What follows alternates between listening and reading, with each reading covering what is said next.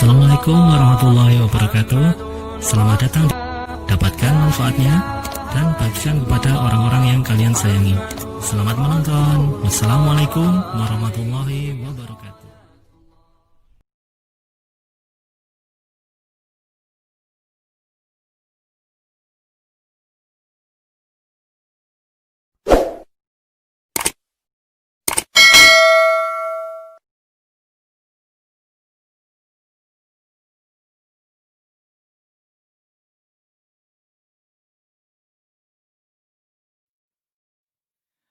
Dengan tema hari ini, ya mohon semuanya mencatat. Ya, ini adalah spesial buat jamaah di Banjarmasin dengan tema pernikahan tidak harus cinta. Ya, tema yang sangat menarik khususnya bagi jamaah yang sudah menikah dan juga yang belum menikah. Ya, kira-kira apa isinya dan bagaimana kita ini, dan mohon sekarang jamaah menyiapkan perlengkapannya ya, senjatanya ya, pulpennya, untuk menulis dan seterusnya, sehingga kajian kita benar-benar bisa mendapatkan manfaat. Untuk itu kajian pada pagi hari ini kepada Ustazuna, Ustadz kita, Ustadz Syafiq Riza Basalamah MA Hafizahullah Ta'ala, falyatafaddal mashkura.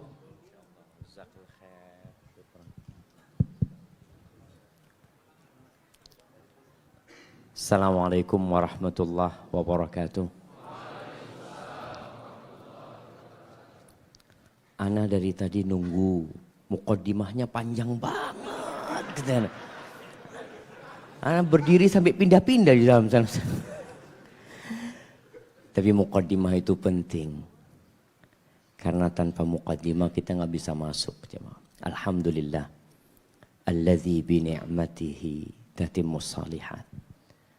Segala puji bagi Allah Jalla Jalaluh, yang karena nikmatnya kebaikan-kebaikan menjadi sempurna. Yang karena rahmatnya niat-niat baik hamba dapat terlaksana. Semua keindahan yang kita lihat dalam kehidupan kita, semua kenyamanan yang kita rasakan, Masya Allah, ada apa rame-rame di sini? Ada tempat kosong di sini. Ustadz, oh Ustadz gimana nggak kasih tempat Ustadznya? Ambilin kursi satu lagi Ustadznya. Ustadz pakai kursi. Ini kajian bukan buat Ustadz ini, menu-menuin tempat nanti Ustadz. Ini buat jamaah Ustadz. Masya Allah. Astagfirullahaladzim. Itu semangat nutut ilmu beliau. Alhamdulillah jamaah. Semoga Allah meneguhkan kita di atas agamanya sampai mati husnul khatimah.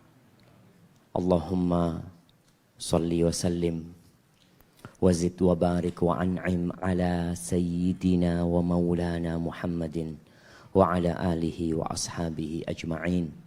Ya Allah, semoga salawatmu, salam, berkah dan nikmatmu senantiasa engkau curahkan untuk hamba kekasihmu, untuk baginda Nabi kita Muhammad sallallahu alaihi wasallam, untuk keluarga beliau, untuk istri-istri beliau, untuk putra-putri beliau, dan untuk seluruh sahabat Nabi. Yang terutama untuk Abu Bakar As-Siddiq, untuk Umar bin Khattab, untuk Uthman bin Affan, Dzinnurain, dan untuk Ali bin Abi Thalib, Abi Sibtain, radhiyallahu ta'ala anhum ajma'in. Amma ba'd. Apa temanya? Pernikahan tidak harus cinta. Cinta itu bukan segala-galanya dalam pernikahan. Tapi diperlukan ada cinta. Sebagian orang berpikir, kalau cinta sudah hilang dari rumah tangga, maka solusinya adalah berpisah dan bercerai. Terkadang kita melihat banyak perceraian yang disebabkan hal-hal remeh. Yang seharusnya kalau suami istri itu berpikir, perceraian itu tidak terjadi. Apabila terjadi pernikahan karena cinta yang sudah tumbuh sebelum pernikahan, selama tidak mengantarkan kepada perbuatan haram seperti pacaran. Antum kadang-kala cinta sama seorang perempuan. Awal datang ke Masjid Imam Syafi'i, lihat perempuan, Allahu Akbar, ana mau sama dia nih. Umpamanya, boleh. Antum lihat, ana lihat anaknya baik ya. Subhanallah, lihat auranya dalam kondisi mendung, tapi tetap terang itu perempuan. Masya Allah. Ini kan membuat orang kadang-kadang jatuh cinta dia. Ketika itu wanita juga cinta sama antum. Apa yang harus antum lakukan? Lamar dia. Subhanallah. Kata Rasul sallallahu alaihi wasallam dalam hadis yang diriwayatkan Ibnu Majah, lam nara lil mutahabbaini mislan nikah. Kami itu tidak pernah melihat untuk dua orang yang saling mencintai obatnya yang lebih manjur daripada pernikahan. Jadi kalau antum cinta sama dia, bismillah. Pernikahan itu obatnya, bukan pacaran. Karena sebagian orang, apalagi yang muda-muda di masa sekarang ini, hampir pernikahan mereka itu dimulai dengan pacaran. Jarang sekali yang nikahnya sesuai dengan syar'i. Kadang-kala sebagian sudah berpacaran bertahun-tahun. Ada sebuah kejadian, saya masih ingat di Purworejo, di Jawa Tengah sana. Itu tuan rumah cerita, Ustaz, anak punya keponakan, Ustaz. Ini baru nikah, Ustaz. Sebulan yang lalu mungkin di sini. Pernikahannya baru berumur 6 hari, Ustaz. Sudah bercerai, Ustaz. Padahal mereka pacaran 6 tahun. Sejak SMA sampai kuliah. Selesai kuliah, menikah. Dan na'udzubillah. Dalam masa pacaran itu sudah banyak dosa yang dikerjakan dan dilakukan. Maka kalau antum cinta dengan seseorang, silahkan lamar. Tapi gimana Ustaz kalau ditolak Ustaz? Cari yang lainnya. Apa antum bingung? Emangnya perempuan cuma satu? Ada sebuah syair Arab yang mengatakan, Naqil fuadaka haitsu syi'ta minal hawa mal hubbu illa lil habibil awwali. Engkau silahkan pindahkan hatimu kemana engkau suka, tapi cinta tetap buat kekasih yang pertama. Kam manzilin fil ardi ya'laful fata wa haninuhu abadan li awwali manzili. Benar enggak jemaah? Benar enggak? Kayaknya belum enggak tahu Ustaz. Mudah-mudahan enggak tahu lah. Yang tua-tua Ustaz Khairul kayaknya udah tahu gitu kan. Itu hati bisa kemana-mana, tapi kadang-kala masih kepikiran dengan cinta pertama dia. Memang berat. Akan tetapi, tatkala antum mencintai seseorang, kemudian cinta antum ditolak karena keluarganya tidak menerima antum. Karena itu perempuan juga mungkin tidak suka sama antum. Bismillah. Antum minta kepada Allah Azza wa Jal, alladzi lahu mulkus samawati wal ard. Allah yang memiliki kerajaan langit dan bumi agar memberikan kepada antum seorang pasangan hidup. Antum mau satu, mau dua? Minta bebas sama Allah Azza wa Jal. Antum boleh minta sama Allah Subhanahu wa taala. Minta pasangan hidup yang lebih baik daripada seorang yang dicintai. Jamaah, kalau antum melihat orang tua yang muda-muda nih, ngelihat orang tuanya, kadangkala antum melihat kayaknya ayah sudah nggak cinta sama ibu, kayaknya ibu sudah nggak suka sama ayah. Kenapa? Sering terjadi keributan, Ustaz. Tapi kenapa rumah tangga mereka bertahan? Nih buat yang tua-tua yang sudah punya anak banyak, jangan dipikir istri antum cinta sama antum. Kadang-kala kesian sama antum. Aduh kesian bapakmu itu. Takut ibu tinggal stroke nanti. Kadang-kala kesian, betul. Makanya tidak semua pernikahan itu dibangun di atas cinta. Allah Azza wa Jalla ketika berbincang tentang pernikahan, Allah mengatakan, "Wa min ayatihi an khalaqalakum min anfusikum azwaja litaskunu ilaiha wa ja'ala bainakum mawaddatan wa rahmah. Inna fi dzalik laayat liqaumin yatafakkarun." Di antara tanda-tanda kebesaran Allah Azza wa Jalla, Allah menjadikan pasangan hidup kalian dari diri kalian sendiri. Manusia menikah dengan manusia. Manusia tidak menikah dengan binatang. Makanya kalau ada yang bertanya, "Ustaz, boleh nggak Ustaz menikah sama jin?" Allah menjadikan pasangan hidup kita dari diri kita sendiri. Apa tujuannya? Litaskunu ilaiha. Agar kalian mendapatkan kedamaian, ketenangan, ketentraman, sakinah yang dicari. Cinta gimana? Allah yang bikinin cinta nanti. Apa kata Allah? Wa ja'ala bainakum mawaddatan wa rahmah. Allah menjadikan di antara kalian cinta dan kasih sayang. Antum lihat ketika Allah mengatakan pasangan hidup kita dari diri kita sendiri, Allah mengatakan khalaqa. Itu milik Allah. Semuanya. Tapi tatkala bicara cinta dan kasih sayang, Allah bicara ja'ala.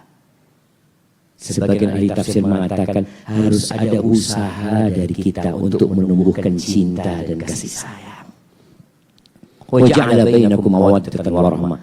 Inna fi dzalik. Yang seperti itu ada tanda-tanda kebesaran Allah Azza wa Jalla buat orang-orang yang mau berpikir. Ketika antum menikah karena cinta, dan antum tidak melakukan yang haram sebelum pernikahan itu, insya Allah pernikahan antum akan langgeng dan harmonis. Tapi sebaliknya, kalau ternyata sebelum menikah antum telah melakukan yang haram dengan itu perempuan, na'udzubillah min dzalik. Antum telah berjalan berduaan dengan itu perempuan. Antum telah memegang tangan itu perempuan. Mungkin antum mencium itu perempuan. Na'udzubillah, mungkin antum berzina dengan itu perempuan. Kemudian menikah, ketahuilah pernikahan antum kalau tidak bertobat akan berakhir dengan perceraian. Kenapa? Antum pernah melihat orang yang sedang pacaran, lengket kayak perangko. Ketika pacaran, naik motor, ya subhanallah, itu sampai merangkul kepada pacarnya. Kadang-kadang di tempat yang gelap-gelap mereka berduaan, tempat yang remang-remang. Ketika sudah menikah, nggak ada lagi rangkulan hangat itu. Kenapa hilang? Karena setan kerjanya berbeda. Sebelum menikah, kerjanya setan itu bagaimana membuat dua orang ini berzina. Terus setan membisikkan hal itu, menggoda hal itu. Ketika sudah menikah, setan bekerja lagi, tapi memisahkan antara kalian berdua. Bahkan termasuk dosa yang paling dicintai setan adalah perceraian. Alhamdulillah, ada sebuah kejadian di masa Umar bin Khattab radhiyallahu taala anhu.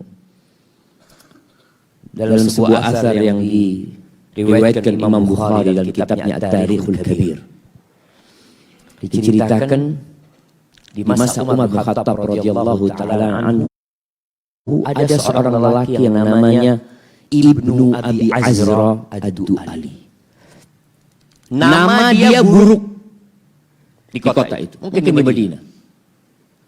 Orang nggak suka sama dia karena terkenal perempuan-perempuan yang dia nikahin selalu gugat cerai. Ini pertanda lelaki itu nggak baik. Antum kalau menikah, cerai, orang akan berprasangka buruk sama antum. Ada apa sama antum? Akhirnya laki-laki ini ingin membersihkan namanya. Dia ingin menyampaikan kepada manusia yang ada bahwa penyebab perceraian itu bukan dirinya, tapi perempuan-perempuan itu. Pulang dari masjid, dia ajak Abdullah bin Abi Arqam ke rumahnya. Dia ingin kasih tahu, engkau singgah ke rumahku supaya engkau tahu di mana istriku. Masuk ke rumahnya, dia berkata kepada istrinya, Ibnul Arqam ini mendengar Abdullah bin Arqam itu mendengarkan komunikasi suami istri ini. Apa kata Ibn Abi Azra mengatakan kepada istrinya, anshuduki billah, aku minta kepadamu dengan nama Allah, hal tubghidinani, apakah kamu membenci aku? Kata istrinya, la tunashidni, udahlah, kau jangan minta sama nama Allah, enggak usah lah, ngomong yang lainnya aja. Enggak usah bicara tentang cinta. Qala bala, enggak, aku minta. Engkau dengan jujur sampaikan, engkau cinta sama aku enggak? Akhirnya perempuan mengatakan, Allahumma na'am, iya, aku benci sama kamu. Ibn Abi Azrah akhirnya berkata kepada Abdullah bin Arqam, "Atasma, engkau dengar tadi omongan dia? Gimana aku mau hidup sama seorang wanita yang tidak cinta sama aku? Bagaimana kondisi rumah tanggaku?" Akhirnya berangkatlah dia menuju kepada Umar bin Khattab radhiyallahu taala anhu. Dia mengatakan, "Ya Amirul Mukminin, itu orang-orang membicarakan kalau aku ini mendolimi para wanita. Engkau tanya ini sama Abdullah nih, bagaimana kondisi istriku sebenarnya?" Akhirnya dipanggillah istrinya sama Umar supaya datang. Datang istrinya ini. Umar berkata kepada dia, "Antil lati tuhadditsina zawjaki annaki tubghidinahu." Kamu yang tadi ngomong sama suamimu kamu benci sama dia. Qalat ya Amirul Mukminin, wahai Amirul Mukminin, dia itu minta sama aku dengan nama Allah. Gimana? Apa boleh aku bohong? Qala na'am. Boleh bohong. Bapak-bapak, bohong yang boleh itu 3. Siapa yang bisa jawab? Mana hadiahnya? Insyaallah. Nah, fadhal. Bohong ketika perang. Ketika suami untuk baikan istri. Kayak apa modelnya? Bohong untuk merayu istri. Nggak bohong beneran loh. Yang ketiga,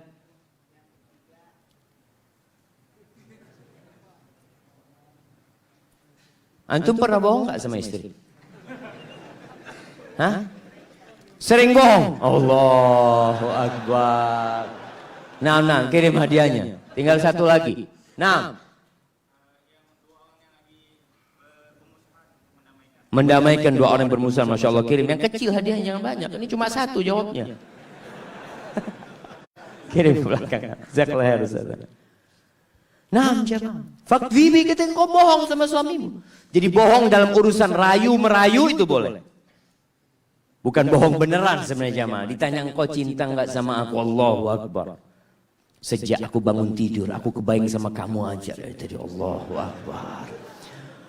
Nah, bohong enggak apa-apa. Fakdzibi alaih. Lalu apa kata Umar bin Khattab? Fa inna aqallal buyut alladhi yubna 'alal hubb. Walakinnan nas yata'asharuna bil Islam wal ihsan. Sedikit rumah yang dibangun di atas cinta. Sedikit. Ada, na'am ada. Itu akan menjadi sempurna ketika rumah tangga itu dibangun di atas cinta. Tapi kalau cinta itu hilang. Karena biasanya seorang lelaki melihat ya istrinya mungkin tidak secantik yang dulu. Istrinya tidak seramping yang dulu. Karena biasanya perempuan habis nikah, hamil, punya anak, hamil, punya anak. Kadang-kadang dia mulai cinta itu hilang sama istrinya. Tapi kebanyakan orang itu bermuamalah, bergaul sama istrinya. Istri bergaul sama suaminya itu bil islami wal ihsan. Ingat dengan 2 hal ini. Islam, kamu itu muslim. Kamu itu punya kewajiban berbuat baik sama binatang. Kita ini disuruh berbuat baik sama binatang, apalagi sama manusia, apalagi ibunya anak-anak kita, istri kita. Wal ihsan, innallaha ya'muru bil ihsan. Kita diperintah untuk berbuat baik. Inilah yang menjadi standar seorang mukmin, seorang muslim ketika bergaul sama keluarganya. Itu yang menyebabkan pernikahan itu bertahan, jemaah. Tidak harus dengan cinta. Makanya yang muda-muda ini ketika mau menikah, nggak harus antum cinta dulu sama itu perempuan. Tapi antum harus cocok. Ngerti cocok? Cocok itu bahasa kerennya apa? Matching. Matching. Saya ngomong matching tadi. Cocok jemaah. Ada kecocokan. Kecocokan dari sisi apa? Di sini kecocokannya itu tanya sama Nabi kita Muhammad sallallahu alaihi wasallam. Gimana Nabi kita cara cari perempuan yang cocok? Yang pertama, anak akan berbicara tentang bagaimana mencari suami yang cocok. Ini buat akhwat. Kriteria suami yang cocok untuk menjadi komandan di rumahku, untuk menjadi nahkoda di bahteraku, untuk menjadi bapak dari anak-anakku. Karena banyak terjadi kezaliman di dalam rumah tangga itu gara-gara sang wanita tidak memilih suami yang cocok. Dia memilih suami yang kaya, memilih suami yang tampan. Maka subhanallah, setelah berjalan 2-3 tahun di sini wanita itu menyesal, kenapa ana menikah dengan dia? Ternyata suami ana suka memukul. Ternyata suami ana tidak menghargai kerja keras istrinya. Maka yang pertama, buat para akhwat nih, dan buat para orang tua, ketika hendak menikahkan putrinya, carilah lelaki yang agamanya baik, akhlaknya mulia. Agamanya baik, akhlaknya mulia. Rasul sallallahu alaihi wasallam mengatakan, "Idza ja'akum man tardawna dinahu wa khuluquhu fa'ankihu." Apabila datang kepada kalian meminang putri kalian, meminta diri kalian seorang lelaki yang agamanya kalian ridhoi, yang akhlaknya kalian ridhoi, kawinkan. Nggak usah pikir panjang, nikahkan. 2 syarat ini terkumpul, nikahkan. Illa taf'alu, kalau kalian tidak melakukannya. Karena kebanyakan orang tadi berpikir dunia, berpikir warna kulit, berpikir rambutnya. Aku kurang cocok sama rambutnya, Pak Ustaz. Kamu mau yang rambut kayak apa? Ana mau yang keriting kecil-kecil, Ustaz. Oh, nggak cocok gitu kan. Kadang-kadang seperti itu, orang punya nafsu, punya syahwat, jemaah. Tapi kata Nabi SAW itu 2. Kalau kalian tidak melakukan itu, takun fitnatun fil ardi wa fasadun kabir. Maka dampaknya akan terjadi kekacauan di Indonesia. Akan terjadi kekacauan di Banjarmasin, di muka bumi ini. Akan terjadi kerusakan yang tidak kecil, jemaah. Kabir, kata Nabi sallallahu alaihi wasallam. Kenapa lampunya mati, jemaah? Alhamdulillah. Gimana? Memang dimatikan? Oh, ada yang main skakel. Baik, antum bisa lihat kenapa penjara penuh dengan penjahat-penjahat. Kenapa banyak orang-orang yang kena narkoba? Kenapa banyak anak-anak yang jadi begal? Karena ketika pernikahan tidak melihat kepada agama dan akhlak. Negeri kita yang luas ini, jamaah, Indonesia yang memiliki 250 juta penduduknya lebih, itu bermula dari pasangan suami istri. Bermula dari pasangan suami istri. Bermula dari Adam alaihissalam bersama Hawa. Terus ke Indonesia. Jadi kalau bicara bagaimana memperbaiki Indonesia, bagaimana menuju Indonesia yang lebih mulia, yang lebih dihargai, yang lebih terhormat, pilihlah pasangan hidup yang akhlak dan agamanya mulia. Qalu wa in kana fi, para sahabat masih berat. Kita tahu di masa Arab jahiliyah mereka itu yang dipandang adalah nasab.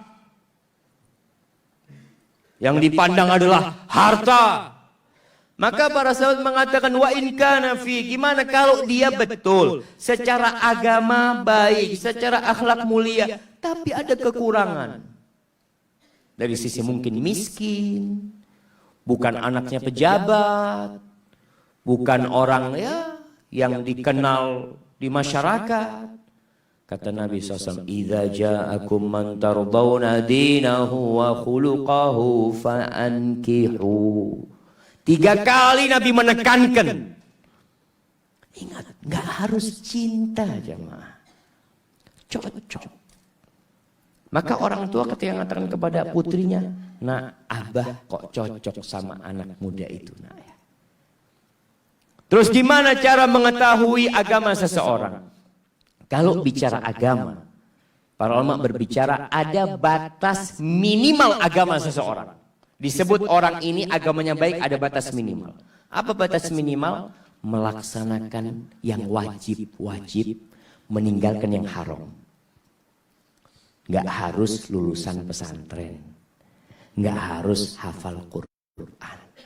Tapi anak ini alhamdulillah sholat 5 waktu di masjid. Agamanya baik. Dia tapi Ustaz, dia nggak paham ilmu agama Ustaz. Tapi dia mau belajar, alhamdulillah. Sudah cukup. Akhlak. Nah, akhlak itu ada 4 dasar akhlak mulia. Yang pertama, asy-syaja'ah, kata Ibnul Qayyim. Pemberani orangnya. Jangan menikahkan putrinya dengan lelaki yang takut sama cicak. Takut sama suara petir. Ada orang jemaah. Ada suara petir. Gimana kalau bapaknya dengar petir, ambil bantal. Biasanya bantal itu ditaruh di bawahnya kepala ya, Mas. Ini bantal taruh di atasnya kepala. Anak-anaknya gimana? Syaja. Pemberani. Yang kedua, al-adil. Orangnya adil dalam bermuamalah, Masya Allah. Dia tidak melakukan kezaliman. Yang ketiga, sabar. Sabar. Orangnya penyabar. Nggak emosional. Ini penting jemaah. Jadi kalau bicara akhlak, antum cari tahu tentang fulan ini gimana. Aduh, fulan pemarah. Sudah jangan. Antum punya anak nanti dimarahin terus sama dia. As-sabar. Sabar dalam melaksanakan kewajiban, sabar meninggalkan kemaksiatan, sabar menghadapi musibah, sabar menghadapi orang lain. Yang keempat, al-iffah. Menjaga kehormatan dirinya. Menjaga kehormatan keluarganya. Dia tidak membiarkan kemungkaran terjadi. Lah. Ini 4 dasar akhlak yang mulia. Ada 4 dasar akhlak buruk. Ibnu Qayyim juga menjelaskan. 4 pokok akhlak yang buruk ini. Yang pertama adalah al-jahl. Kebodohan. Yang kedua kezaliman. Yang ketiga al-ghadab, amarah. Yang keempat asyahwah, suka mengikuti syahwatnya. Jadi cari tahu. Mau cari tahu akhlak, jangan di masjid. Di masjid ini semua orang baik jemaah. Antum bisa lihat, nggak ada yang buruk. Kalau mau tahu akhlak seseorang di mana? Di tempat kerjanya. Di rumahnya. Tanya sama tetangganya, tanyakan kepada sahib-sahibnya.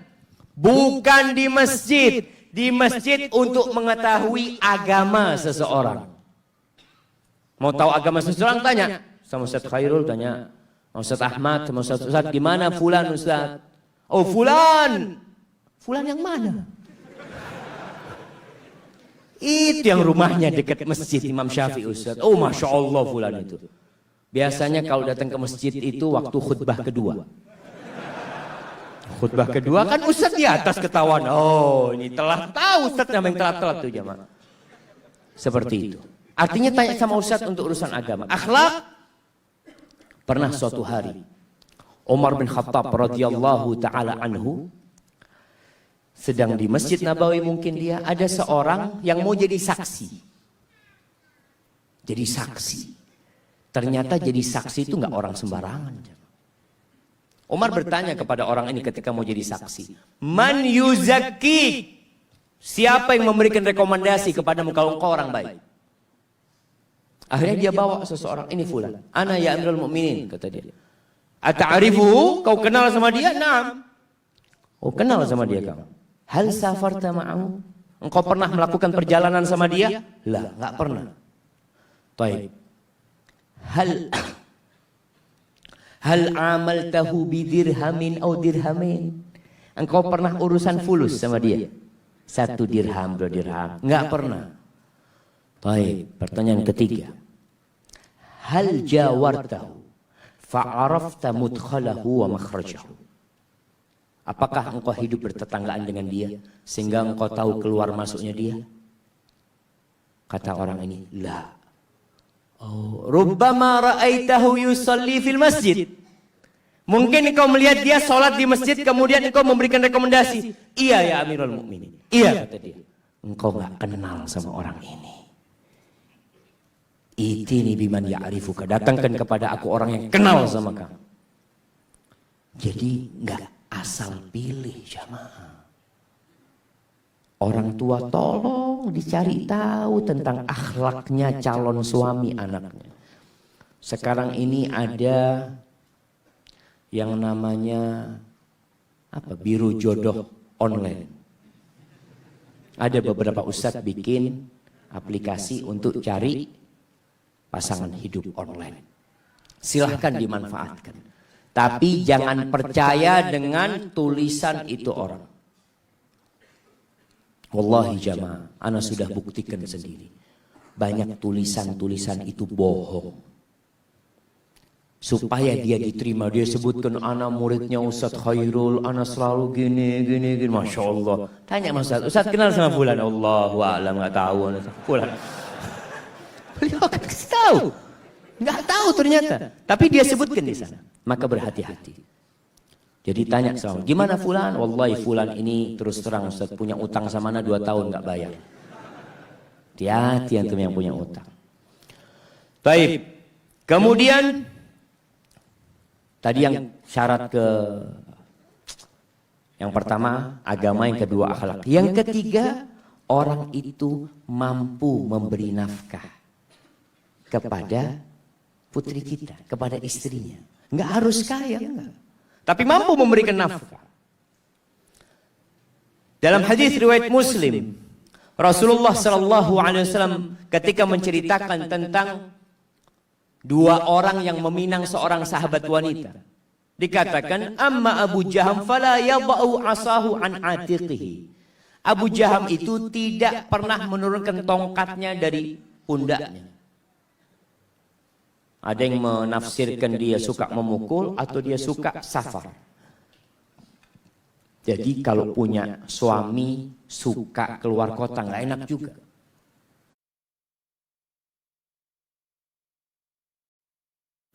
Apalagi kerjanya merantau umpamanya.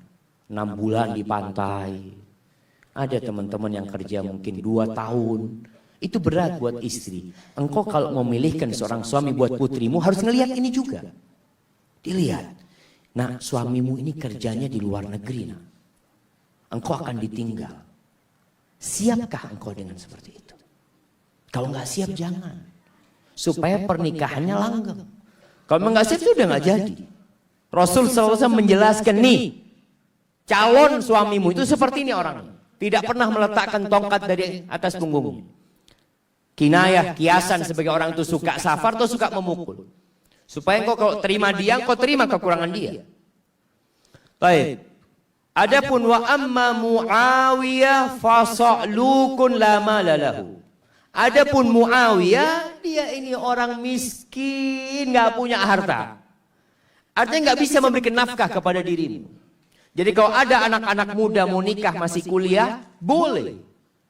Tapi jangan merepotkan orang tua. Jangan merepotkan orang tua. Banyak orang tua mengeluh, Ustaz, anak-anak SMA, kuliah, minta nikah Ustaz. Suruh nikah nggak apa-apa, ngomong. Tapi jangan ngerepotkan orang tua, cari duit sendiri. Kadang-kadang dia belum mampu. Yang dianjurkan menikah itu sama Nabi SAW siapa? Man istata'a minkumul ba'ah, yang punya kemampuan. Tapi Ustaz, fitnah sekarang besar. Kalau nggak menikah bahaya Ustaz. Puasa. Masih ada solusinya. Ana sudah puasa Ustaz, tapi fitnah masih. Insya Allah antum hidup di hutan. Insya Allah nggak terfitnah di sana jamaah. Masalahnya kita kurang menundukkan pandangan. Maka carilah pasangan hidup yang mampu memberikan nafkah. Nggak harus kaya. Jadi jamaah ada sebuah cerita tentang bagaimana seorang lelaki, subhanallah ya. Kakak kelas sana cerita dulu. Bicara nikah nggak harus punya pekerjaan tetap. Tapi tetap bekerja. Biasanya kan orang tua bingung ngelihat, nah itu calon suamimu kerjaannya belum tetap. Nah kata dia. Dia kerjanya serabutan. Alhamdulillah yang penting mau bekerja. Rizki itu tidak harus dengan bekerja jamaah. Subhanallah. Ada rizki dari arah yang tidak disangka-sangka. Yang orang nggak akan berpikir, ya Allah kok bisa pulang dapat rizki itu. Itulah Ar-Razzaq Dzul Quwwatil Matin. Kembali ke cerita bagaimana seorang lelaki ketika dia mau melamar seorang wanita. Itu subhanallah. Perempuan itu setiap dilamar oleh laki-laki yang lamar ini orang-orang sukses jamaah. Semuanya mundur. Karena apa? Karena orang tuanya ketika datang itu lelaki melamar ditanya, mau dikasih berapa anak saya? Di sini berapa pasarannya Ustaz? Nah, nggak tahu Ustaz. Berapa pasarannya di Banjar jamaah? Berapa? 30. Ada 50. Iya. Oh, yang 50 yang bagus jamaah. Nah, itu astagfirullahaladzim. Jadi 20 yang pertengahan gitu. Masya Allah. Tapi memang ada, mahar itu ada mahar standar jamaah. Setiap kampung itu punya standar yang berbeda-beda. Dan itu diperbolehkan dalam agama, nggak ada masalah itu. Umpamanya umumnya 30 juta. Sudah, orang tuanya tanya mau dikasih berapa. Bingung mau dikasih berapa, ini anaknya orang kaya. Akhirnya mundur semua. Datanglah seorang pemuda, dia dengar tentang anaknya Fulan ini. Anaknya orang kaya ini. Dia ngomong sama sahib-sahibnya, anak mau melamar dia, siapa tahu diterima. Ya Allah, orang yang lebih sukses dari kamu mundur, apalagi kayak kamu. Nah, punya kayak, ya bismillah kan, siapa tahu diterima. Berangkat dia melamar. Ini tidak harus cinta, tapi cocok. Berangkat dia.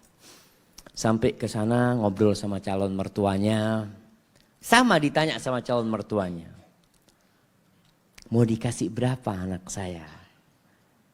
Apa kata calon mertua? Kata calon menantunya, Bapak minta berapa?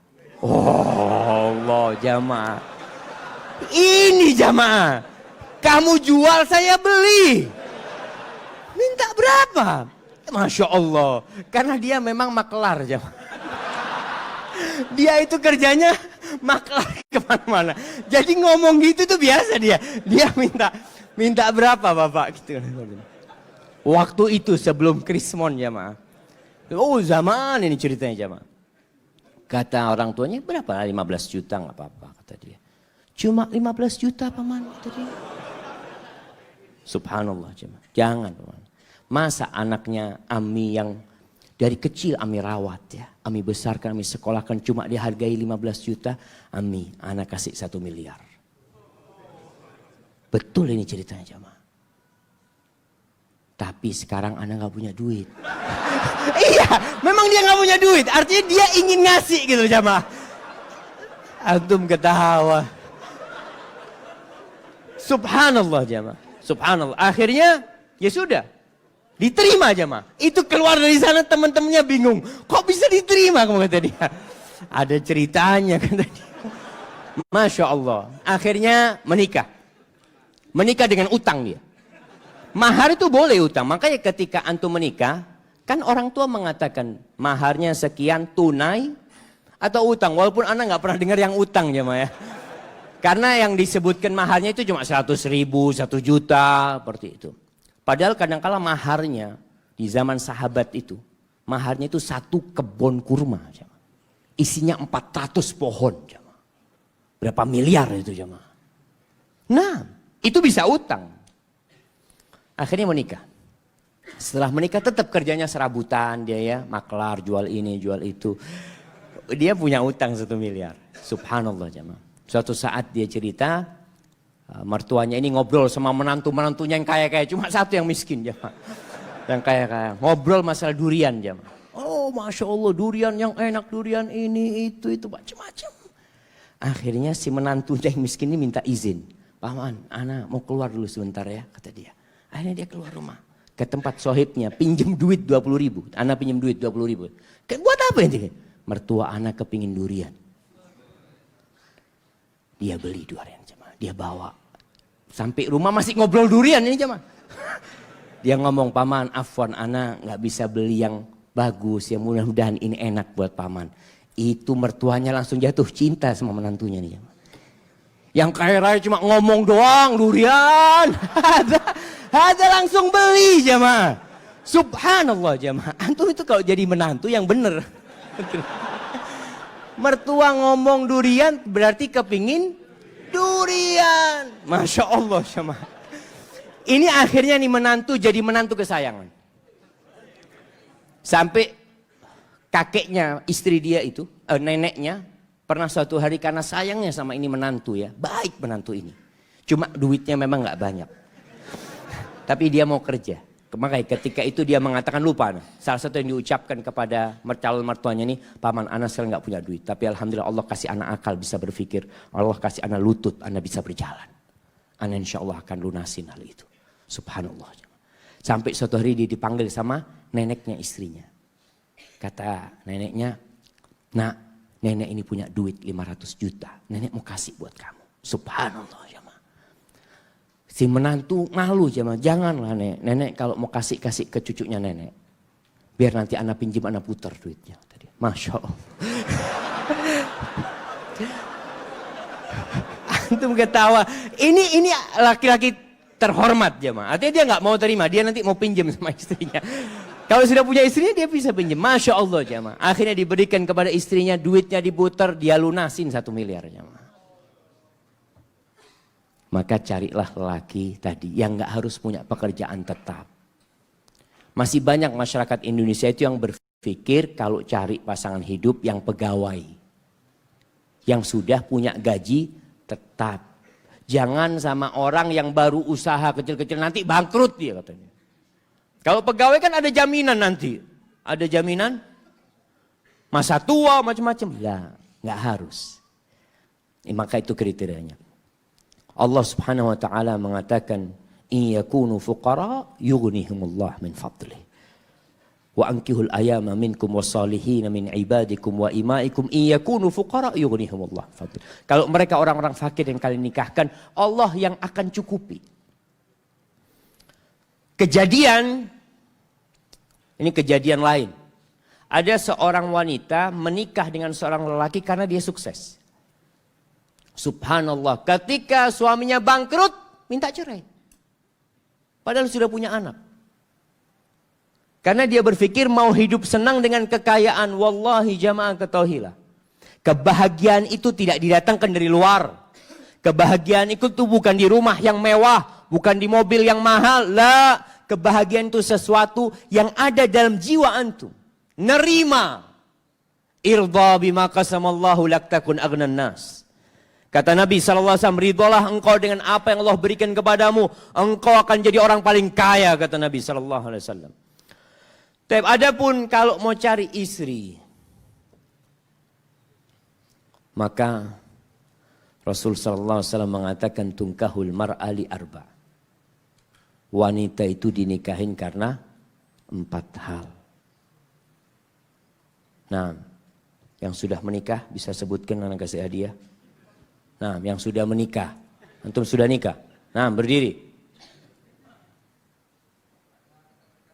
Karena kecantikannya. 4. Karena kekayaannya. Karena keturunannya, nasabnya. Karena enggak mandul. Agamanya mana? Taib, tunggu dulu pertanyaannya. Antum menikahi istri antum nggak nyebutkan agama, berarti antum cuma 3. Kenapa antum nikahin istri antum?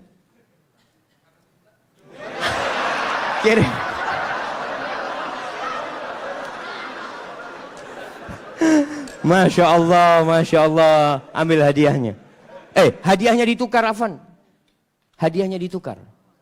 Karena dia menikah, karena cinta anak kasih keluarga sakinah. Masya Allah. Bismillah. Alhamdulillah jamaah. Ada yang menikah karena cinta. Apa yang menyebabkan dia cinta? Wallahu a'lam. Bisa jadi karena cantik. Istri antum mudah-mudahan cantik. Tapi ingat, kecantikan itu akan hilang. Tapi kalau cinta yang ada di hati kita tidak akan pernah hilang dengan izin Allah SWT. Kata Nabi SAW, tunkahul mar'atu li arba' limaliha wa hasabiha wa li jamaliha wa li diniha. Karena kekayaannya, sebagian orang mengatakan, alhamdulillah ana mau cari perempuan kaya Ustaz. Kenapa? Ana sudah lama hidup susah Ustaz. Paling nggak bisa numpang hidup nyaman dengan hartanya istri. Ada. Janda nggak apa-apa janda. Ada yang seperti itu jemaah. Maka antum jangan heran ketika melihat anak muda menikah janda sama umur. Dia umur 20, istrinya umur 35. Janda punya anak 2. Nggak apa-apa, mungkin karena hartanya dia menikah. Yang kedua, karena nasabnya yang mulia. Keturunan Raja Banjar. Masya Allah. Yang ketiga, karena kecantikannya. Ini normal orang menikahin wanita karena kecantikannya. Yang keempat karena agamanya. Lalu apa kata Nabi SAW? Fadfar bidzatid din taribat yadak. Kalau engkau ingin beruntung dalam kehidupanmu, engkau ingin merasakan kebahagiaan, keharmonisan dalam rumah tanggamu, fadfar bidzatid din. Berbahagialah engkau mendapatkan agama, mendapatkan wanita yang agamanya baik. Seperti tadi kita bicarakan, ada standar minimal perempuan baik secara agama. Apa? Apa jemaah? Melaksanakan kewajiban. Ini yang pertama. Jadi standar perempuan itu melaksanakan kewajiban. Ustaz, tapi dia nggak pernah ngaji ke masjid Ustaz. Nah, yang penting kewajiban dia laksanakan. Sholat yang 5 waktu. Puasa di bulan Ramadan. Dia menutup auratnya. Dia berbakti kepada orang tuanya. Maka standar kewajiban ini paling minim harus ada. Kalau ada laki-laki yang menikahin wanita dengan mengatakan insya Allah nanti bisa diperbaiki Ustaz. Berarti istrinya belum baik. Bisa jadi antum memperbaiki, bisa jadi antum diperbaiki sama dia. Antum tahu dengan salah seorang pemimpin Khawarij, Imran bin Hittan. Dia itu menikah dengan sepupunya. Sepupunya itu dari kalangan orang-orang Khawarij. Cantik. Dan disebutkan Imran ini orangnya jelek. Dia menikahin itu perempuan sepupunya dengan harapan bisa merubah. Ternyata dirubah sama sepupunya. Maka kalau bicara antum mengatakan insya Allah bisa diperbaikin. Apakah antum punya kemampuan untuk memperbaiki? Ada lelaki-lelaki yang tidak bisa memperbaiki jemaah.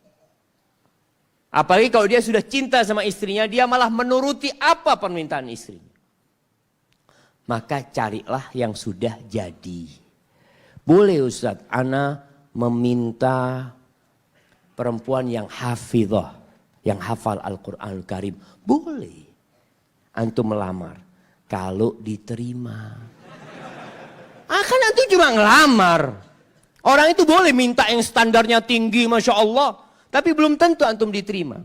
Ketika antum ditolak, jangan bawa hadis yang tadi. Bapak, tidak tahu hadis Nabi Muhammad SAW. Apabila datang kepada kalian seorang yang agama dan akhlaknya baik meminang, jangan ditolak, kawinkan. Saya ini orang soleh Pak. Masya Allah. Jamaah, itu pertanda dia nggak soleh. Kalau dia orang baik, dia akan menerima takdir Allah Subhanahu wa taala. Jadi antum kalau ditolak ketika melamar seorang wanita yang agamanya Masya Allah, hafal Al-Quranul Karim, patuh sama kedua orang tua, akhlaknya mulia, maka kalau antum ditolak sama dia, mungkin antum harus memperbaiki diri. antum belum pantas dapat dia. Terus gimana Ustaz? Cari yang di bawahnya dia. Yang hafal juz 30.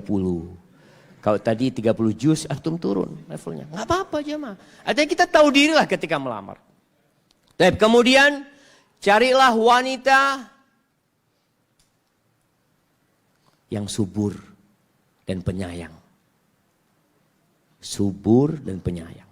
Kata Nabi SAW, Tazawwajul wadud al-walud fa inni mukathir bikumul umam yaumal qiyamah. Nikahilah wanita-wanita yang wadud, yang penyayang. Walud, yang banyak anaknya. Masya Allah, ada perempuan yang subhanallah susah punya anak. Tapi ada yang perempuan Masya Allah, suaminya baru masuk rumah dia hamil. Ini Masya Allah. Jadi betul jamaah. Subur sampai anaknya subhanallah. Ada seorang ustadz di Bondoso, anaknya itu insya Allah 28, kalau enggak 27, 28. Dari satu istri. Subhanallah jemaah. Oh, Masya Allah, makanya berusahalah antum. Ketika mencari, memang mencari wanita yang siap punya anak banyak. Karena sekarang ada wanita-wanita subur tapi enggak siap punya anak banyak. Karena sudah rusak pemikiran dia. Dia berpikir, aduh 2 anak cukup. 2 anak cukup, laki perempuan.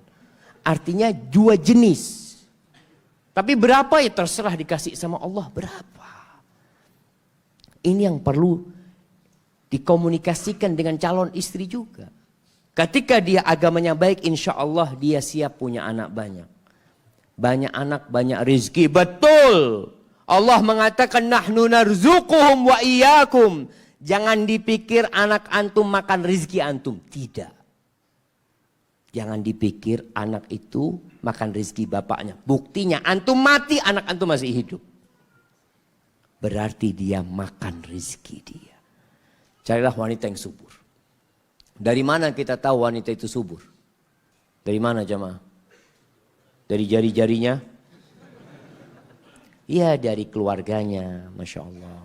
Dan biasanya kalau ada yang anaknya kembar, biasanya nanti kembar juga ya seperti itu. Kemudian al-wadud, yang penyayang. Penting punya istri yang penyayang. Kalau enggak anak antum ditinggal sama ibunya. Berapa banyak wanita-wanita yang anaknya banyak, subhanallah. Istrinya pulang kerja capek. Assalamualaikum, waalaikumsalam. Istrinya, Masya Allah. Suaminya pulang kerja, sampai rumah, masuk istrinya sedang tiduran di sofa sama pegang HP. Main WA dia. Ditanya, anak-anak kemana? Mana ya? Wallahu a'lam kemana anak. Antum anaknya 7, istri ngomong wallahu a'lam. Dicari satu, ternyata makan di rumahnya tetangga. Yang satu ada main di got. Apa seperti itu. Jangan. Maka antum harus cari istri yang penyayang. Dari mana kita tahu istri penyayang? Lihat kondisi kehidupan dia. Kalau dia suka sama kucing. Ada yang suka sama binatang. Cinta sayang. Insya Allah sama anak lebih sayang. Ada perempuan yang gak suka sama anak kecil.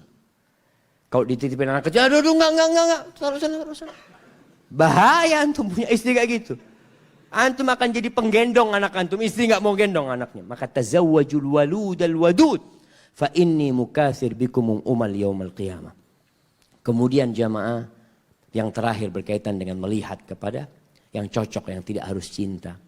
Tapi kita dianjurkan untuk nazar. Untuk melihat yang hendak kita nikahin. Melihat apanya? Ya melihat yang engkau sebenarnya tertarik sama perempuan itu dari sisi apa? Anak akhlaknya alhamdulillah insya Allah orang itu baik. Ya silahkan lihat wajahnya. Rasulullah SAW memerintahkan kepada beberapa sahabat untuk melihat calon istrinya. Undur ilaiha. Engkau lihat kepada calon istrimu. Kenapa? Fa inna fi ayunil ansari syai'an. Engkau lihat di matanya orang Ansar itu ada sesuatu. Engkau coba lihat. Engkau tertarik enggak? Jangan-jangan nanti akhirnya kecewa. Karena ada pernikahan tanpa nadhar berakhir dengan perceraian. Ana mendengarkan ceramah atau membaca di sebuah buku. Kejadian di kota Al-Ain. di Uni Emirat sana. Ada seorang ditawarin sama ibunya, nak ini ada perempuan nak. Dikasih tuh perempuan itu kayak gini, kayak gini, kayak gini. Apa kata anaknya? Siap bu, aku cocok sama itu perempuan. Apalagi pilihan ibunya. Ibunya tahu dengan selera dia. Subhanallah. Pernikahan itu menghabiskan uang 2 juta dirham. 2 juta dirham itu sekarang kira-kira ya berapa jemaah? 1 dirham itu 4.000 juta. 8 miliar. 8 miliar. Pernikahan dia biasa orang sana orang kaya-kaya yang di mana? Emirat sana. Subhanallah. Laki ini belum pernah ngelihat jemaah. Melihat istrinya itu malam pernikahan. Dia buka, shock dia jemaah. Ternyata tidak sesuai dengan yang dia impikan, yang dia gambarkan. Akhirnya 2 pekan cerai. Ya mau gimana? Maka Nabi SAW menyuruh kita melihat. Maka antum nadhor kepada perempuan. Datang kepada perempuan. Kalau memang belum nadhor. Kalau sudah bolak-balik kelihatan perempuan itu memang gak pakai cadar. Antum ngelihat lagi. Ngelihat itu cukup sekali. Coba Ustaz, anak kok belum pas. Lihat 2 kali. Boleh. Naam jamaah. Para ulama menyebutkan berapa kali boleh nadhor kepada perempuan yang hendak kita nikahin. Antum cari yang membuat antum tertarik itu apa? Dan nadhor ini Syekh bin Utsaimin rahimahullahu ta'ala dalam kitabnya Syarhul Mumti. Itu mengkaji bahwa nadhor ini ada syaratnya. Syarat yang pertama. Antum benar-benar mau menikahi dia. Ini syarat yang pertama. Yang kedua, ada harapan besar diterima. Kalau antum harapannya kecil nggak boleh antum nadhor. Karena nadhor ini jamaah antum diperbolehkan melihat apa yang tidak boleh dilihat oleh orang laki lain. Melihat apa? Melihat rambutnya, melihat lehernya. Jadi perempuan yang dinadhor itu diperbolehkan pakai baju rumah. Pakai daster umpamanya, tangannya kelihatan, kakinya kelihatan. Makanya ketika antum nadhor, antum nggak boleh bawa teman. Ana mau nadhor yuk, kata dia. Nggak boleh. Karena teman antum haram buat dia nadhor. Buat antum halal. Karena antum mau menikah. Antum nadhor kepada dia. Kemudian kalau harapannya kecil, antum jangan nadhor sudah. Karena ana punya teman subhanallah itu nadhor 72 perempuan. Iya. Dia nadhor sana nggak cocok. Nadhor sana nggak cocok. Nadhor cocok. Tapi perempuannya nggak cocok sama dia. Betul, akhirnya setelah 70 jamaah, dia nikah sama janda ya, nggak apa-apalah yang penting ada istri. Maka diperhatikan ini, nadhor, diperintahkan untuk nadhor. Ahibati fillah, Rasulullah SAW ketika ditanya wanita yang paling mulia, apa kata beliau? Allati idza nadharta ilaiha sarratka. Yang kalau engkau memandang kepada dia, dia itu menyenangkan hatimu. Membahagiakan dirimu. Apakah karena wanita itu cantik? Ada 2 penafsiran para ulama. Yang pertama karena memang perempuan itu cantik. Tapi kecantikan ini akan turun jemaah. Mau tidak mau. Ketika antum menikahin wanita karena kecantikannya. Sampai rumah antum 2 pekan antum sudah biasa sama itu perempuan. Para ulama menjelaskan. Bahwa kita melihat sesuatu yang belum kita miliki tidak dalam wujud aslinya. Tapi kalau sudah kita milikin, antum akan bosan sama dia.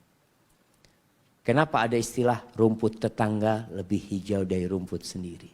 Karena antum tidak memiliki dia. Antum bisa bayangin lah dalam kehidupan kita. Antum kalau kepingin HP, lihat teman antum Masya Allah. Ada jam HP ya, lihat ya Allah kapan anak punya kayak gitu. Setiap dibuka jam itu antum, Masya Allah dilihat terus. Motor, yang belum punya motor atau kepingin motor yang bagus-bagus. Setiap motor itu lewat, itu akan mengambil perhatian antum. Di lampu merah, antum lihat Masya Allah kapan anak punya kayak gitu. Ketika jadi milik antum itu motor, 2 pekan. Hari pertama antum liatin ya di ruang tamu, Masya Allah motor ana Masya Allah. Tiap hari dimandiin, dapat sebulan gak dilihat teman tuh. Seperti itu dengan istri kita. Maka kalau bicara cantik, cantik itu tidak bertahan lama. Makanya kadang-kadang tuh melihat istri, ya Allah ternyata kayak gini istri anaknya, masih cantikan istri tetangga. Na'udzubillah. Tapi ada wanita yang bisa mempercantik dirinya. Dengan akhlaknya.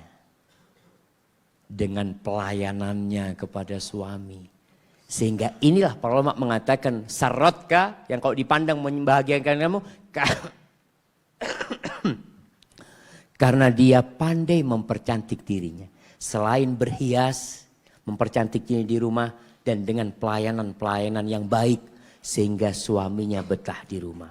Intinya menikah itu tidak harus cinta. Tapi cocok sama dia. Hadza wallahu a'lam bishawab. Itu yang bisa Anda sampaikan pada kesempatan kali ini. Mungkin kita masuk ke sesi tanya jawab. Karena Anda lihat sudah numpuk pertanyaannya jamaah. Masya Allah.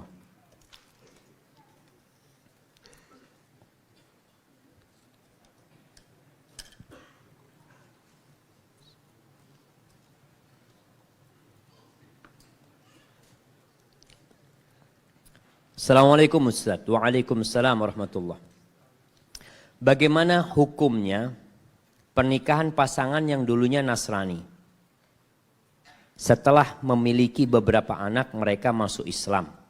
Apakah mereka harus menikah ulang dengan cara Islam? Dan bagaimana dengan anak-anaknya? Apakah mereka termasuk hasil hubungan yang sah? Baik. Para sahabat Nabi yang mereka suami istri di masa jahiliyah. Kemudian masuk Islam, apakah mereka disuruh nikah lagi sama Nabi Muhammad SAW? Tidak. Tidak perlu nikah lagi. Kalau dia masuk Islam, alhamdulillah, dan anak-anaknya yang sah. Jadi selama itu pernikahan, bukan perzinaan. Kalau mereka nggak menikah, beda lagi. Karena ada kumpul kebo. Mereka nggak nikah.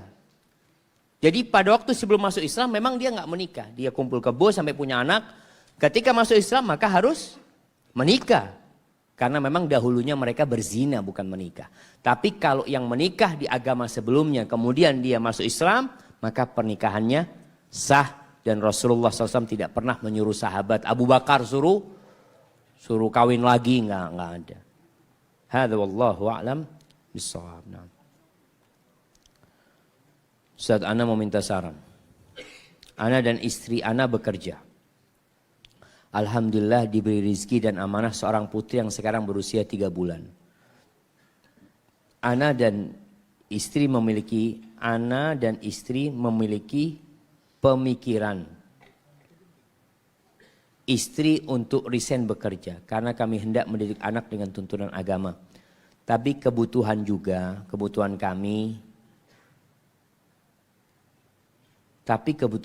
kami, anak dan istri, anak dan istri tulang punggung keluarga masing-masing. Dan bila istri anak resign, alhamdulillah ada denda yang cukup mahal karena masih ikatan dinas. Mohon sarannya Ustaz. Barakallahu fiik. Yang pertama jamaah, perempuan itu dibolehkan bekerja. Selama pekerjaannya sesuai dengan koridor-koridor syariat. Selama dia tidak melalaikan hak-hak suaminya. Kewajiban-kewajiban dia sebagai seorang ibu. Walaupun hukum asalnya wanita itu di rumah. Itu hukum asalnya. Kenapa seperti ini? Apakah karena Islam membolimi wanita? Islam itu memuliakan wanita. Cari agama mana saja. Buka kitab suci mereka. Bandingkan bagaimana Islam memuliakan seorang wanita. Wanita itu dimuliakan. Dari sisi apa Ustaz dimuliakan? Masa dia sudah hamil, dia disuruh cari duitnya. Dia melahirkan, merasakan sakitnya melahirkan. Menyusui. Perempuan setelah melahirkan jamaah. Dia nifas. Bagaimana rasa sakit dia, rasa perih dia. Masa seperti itu disuruh kerja, suruh cari duit. Suaminya yang wajib kasih nafkah. Dan buat para orang tua, mendidik anak perempuan beda dengan mendidik anak laki-laki. Mendidik anak perempuan dan membesarkan mereka itu subhanallah. Antum punya 1, 2, 3 anak perempuan, antum didik dengan benar, masuk surga insya Allah antum. Beda sama anak laki. Karena anak perempuan ini, orang tuanya capek membesarkan, mendidik putrinya, menikah dibawa sama suaminya. Jamaah. Hasil kerjanya itu dibawa sama suami. Karena kondisinya seperti itu. Pahalanya lebih besar daripada mendidik anak laki. Kalau anak laki, keluarga masih berharap kebaktian itu anak. Masih membantu orang tuanya itu anak. Tapi kalau anak perempuan lah. Sehingga tolong para orang tua yang menikahkan putrinya, jangan intervensi sama rumah tangga putrinya. Dia sudah milik suaminya. Kalau dia bekerja kemudian suaminya minta berhenti bekerja, siapa yang harus taatin itu perempuan? Bapaknya atau suaminya? Suaminya. Kalau ada seorang ayah mengatakan, enak banget kamu, saya yang biayai kuliah dia. Saya yang masukkan kerja dia, kemudian kamu minta dia resign. Lah. Bahwa orang tua yang katakan seperti itu nggak bisa. Katakan kepada orang tua, kalau mau seperti itu jangan dikawinkan putrinya. Bawa pulang. Karena ketika engkau menikahkan itu konsekuensi. Seorang ayah mengatakan, zawwajtuka wa ankahtuka binti. Aku nikahkan engkau, aku kawinkan engkau dengan putriku dengan mahar sekian. Lalu sang suami mengatakan, qabiltu, aku terima. Selesai. Beralih tanggung jawab itu. Maka para orang tua jangan berharap besar kepada putrinya di dunia. Tapi silahkan berharap besar di surga Allah Subhanahu wa ta'ala. Itu janji Nabi Muhammad SAW. Kunna hijaban minan nar. Kunna hijaban lahu minan nar. Itu anak-anak perempuan akan jadi hijab dari api neraka buat kedua orang tuanya. Maka buat ana, kalau kerjaan istri tidak bertentangan dengan agama Allah Subhanahu wa ta'ala dan anak masih ada yang akan merawatnya dengan benar, maka silahkan. Tapi kalau tidak, lebih baik resign. Terus gimana Ustaz dengan mertua? Antum bantu mertua. Antum sampaikan, mudah-mudahan ada rizki, tetap kita bantu orang tuamu. Karena termasuk ihsan yang tadi kita bicarakan, seorang menantu membantu mertuanya.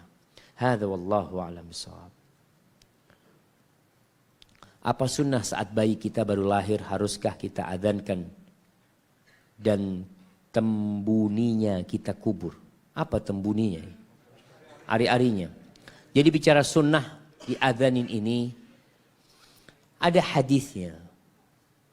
Hadis itu dihasankan oleh Ibnul Qayyim rahimahullahu ta'ala dalam kitabnya Tuhfatul Maudud fi Ahkamil Maulud. Akan tetapi hadis itu didhaifkan oleh ulama-ulama lainnya. Sehingga sebagian ulama tidak mengamalkannya dan mungkin itu yang lebih kuat jemaah. Yang mendhaifkan hadis itu lebih kuat. Tapi kalau ada yang mengamalkan maka ketahuilah hadis yang dipakai adalah hadis yang lemah. Walaupun dihasankan oleh para ulama yang lainnya. Adapun berkaitan dengan ari-arinya, ya dikuburlah lebih baik supaya tidak menimbulkan bau. Jadi dikubur bukan karena ada keyakinan macam-macam, enggak. Karena memang dengan dikubur paling tidak ya menghilangkan rasa bau. Bukan dikubur kemudian ada ritual tersendiri ya. Waktu anak-anak yang terakhir mau lahir itu ditanya sama bidannya. Ini ari-arinya mau dikemanakan kata dia. Mereka sudah siap wadah khusus jemaah. Wadah dari tanah gitu ya. Dikasih bumbu macam-macam ini itu. Iya. Anak pikir enggak sudah buang aja. Bener dibuang Pak Ustadz. Ya mau diapain? Dibuang kata dia. Artinya memang dibuang. Bagaimana cara membuangnya? Ya mungkin dikubur cara yang paling baik gitu loh. Jangan dibuang ke sampah. Jangan. Jadi dikuburlah hari-hari itu. Hadza wallahu a'lam bishawab. Saya ingin istri saya tidak bekerja. Tetapi istri saya tetap ingin bekerja. Bagaimana cara? Karena menurutnya bekerja sebagai guru. Karena menurutnya guru menjadi amal jariah untuk dia. Bagaimana menurut Ustadz? Iya. Tetap ngomong sama istri. Engkau digaji berapa? Ana jadi guru gaji 2 juta. Ana gaji 2,5 juta. Kerja apa? Tetap guru. Di mana? Di rumah tapi. Memang guru ini amalan yang mulia jemaah. Artinya kalau memang tadi guru pun ya kadang kala waktunya habis buat anak didiknya, lupa dengan anak sendiri. Tapi kalau istri antum dibutuhkan sama sekolah tersebut, mungkin antum bersabar. Dan kadang-kala di sekolah-sekolah agama ya, guru-guru perempuan itu diperlukan. Kita di kampus di Jember itu kekurangan dosen wanita. Sulit kita memiliki dosen wanita. Sedangkan kampus kita kampus putri. Dosen wanita itu subhanallah. Nanti ada libur cuti hamil. Ada cuti lahiran. Ada cuti menikah. Kadang-kala mereka belum menikah. Setelah menikah dibawa sama suaminya. Akhirnya kita bikin dosen lagi. Maka kalau memang profesi dia dibutuhkan oleh umat, maka antum persilahkan dia menikah. Terus Ustaz, anak ini kadang-kala punya kebutuhan yang tidak terlayani. Antum nikah lagi nggak apa-apa. Halal jamaah. Kenapa? Jadi seorang wanita pun tahu diri, nggak apa-apa. Engkau mau nikah lagi, fadhol. Anak dapat ingin jadi guru umpamanya. Halal kalau mampu berbuat adil. Kalau enggak, antum sabar. Hadza wallahu a'lam. Masya Allah. Ini angin dari mana jemaah? Antum kasih satu-satu sama anak. Bismillah. Masya Allah. Buat kipasan. Apakah termasuk istri durhaka? Apabila setiap hari istri minta dipijitin. Astagfirullah. Ini jamaah. Padahal suaminya bukan tukang pijit. Dan bukan pengangguran. Kalau suami nggak mau mijit, sang istri ngancem. Nggak mau ngasih. Kalau lagi mau. Sang istri kerja dari pagi sore di luar rumah. Padahal sudah disuruh berhenti kerja. Tapi dia nggak mau. Dia menjawab, mau makan apa kita? Anak-anak mau jadi apa? Padahal kalau sekedar untuk makan, hidup suami mampu. Subhanallah, berarti antum salah pilih istri ini jemaah. Ya, butuh penjelasan sama istri. Kalau antum lihat nikmat yang Allah sediakan buat laki-laki di surga itu bidadari-bidadari. Karena kecondongan lelaki kepada wanita lebih besar. Sedangkan wanita kecondongannya kepada apa? Harta. Kepada perhiasan dunia ini.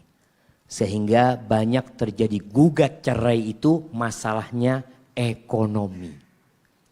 Bukan karena suami tidak mampu. Tapi karena suami tidak bisa memberikan lebih kepada istrinya. Kenapa banyak wanita yang jadi TKW? Kenapa? Mereka punya suami di Indonesia. Karena ambisi dunianya besar. Dan kadangkala pendidikan agamanya sedikit. Yang membuat orang kaya, tadi kita sudah sampaikan. Anti itu bisa kaya. Bisa hidup mewah dengan satu cara. Apa? Ridho dengan pemberian Allah. Wallahi jamaah. Irda bima qasamallahu lak takun aghnan nas. Jadi kalau bicara sama istri, antum sebagai komandan. Istri juga nggak boleh nyuruh suami, nggak boleh. Minta boleh sama suami. Bang, minta tolong bang. Kalau nggak capek, minta pijetin bang. Minta, bukan nyuruh. Dan suami ketika hendak menggauli istrinya, wajib istri untuk taat sama suaminya. Jadi bukan sama jamaah. Allah mengatakan walahunna mithlul ladzi 'alaihinna bil ma'ruf walirrijali 'alaihinna darajah. Wanita itu punya hak yang sama dengan kewajiban dia. Sama dengan suami. Dia punya hak dan kewajiban yang sama. Walirrijal 'alaihinna darajah. Tapi para lelaki itu punya kedudukan satu derajat lebih daripada istrinya. Istri yang seperti tadi, istri yang durhaka. Dan seorang istri kalau disuruh berhenti sama suaminya, katakan sami'na wa ata'na. Dan alhamdulillah jamaah, tadi Anda sampaikan Islam itu memuliakan para wanita. Jadi bekerjanya wanita di luar itu jangan dipikir sebagai bentuk kemerdekaan buat wanita. Itu termasuk bentuk perbudakan buat wanita. Wanita dieksploitasi, dijual jamaah. Antum pernah melihat pameran-pameran mobil. Siapa yang duduk di sebelah mobil? Ada yang jenggotan kekar gitu ya. Enggak ada. Kayak antum laku, antum daftar saya mau duduk di sebelah mobil. Enggak ada. Siapa yang dijual? Perempuan. Perempuan di sana. Dijual. Antum pernah lihat iklan? Anda pernah lihat, sampai sekarang Anda masih ingat. Iklannya kulkas. Ya. Kulkas. Kenapa ada perempuan di sebelahnya? Perempuan itu dijual untuk menarik para laki. Itu tujuannya. Padahal seharusnya perempuan itu bak permata yang disimpan oleh lelaki.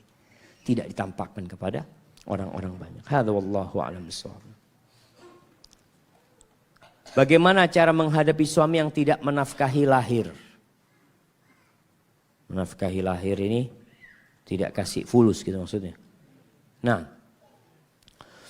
sekali lagi, anti salah pilih suami. Ada yang salah pilih istri, ada yang salah pilih suami. Kenapa anti mau sama dia?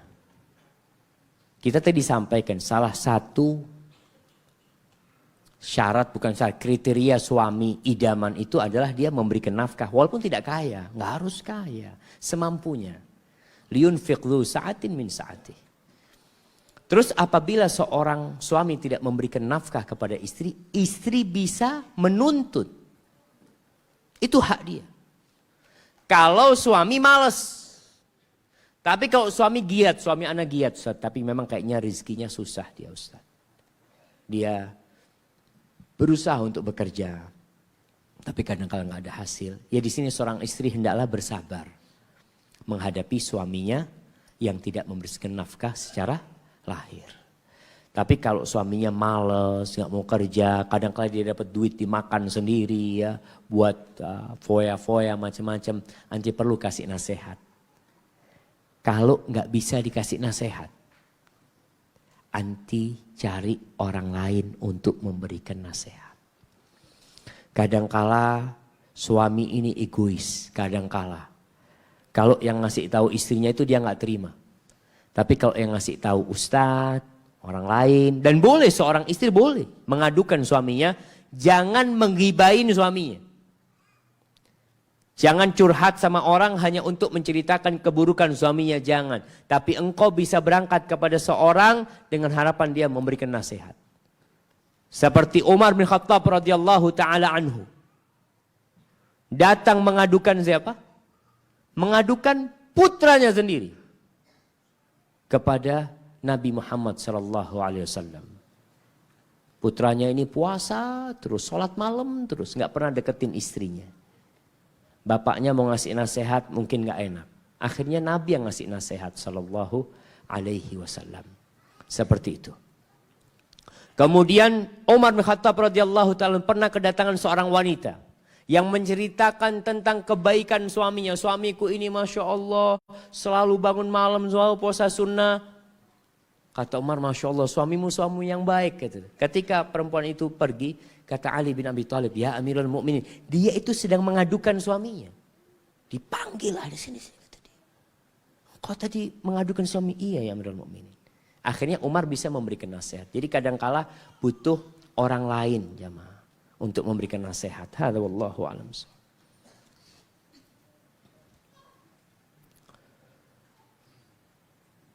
Apa yang harus dilakukan apabila suami ternyata selama ini masih mencintai mantan atau wanita lain? Allahu Akbar jamaah. Iya, sekarang ini banyak media yang membuat rumah tangga itu rusak.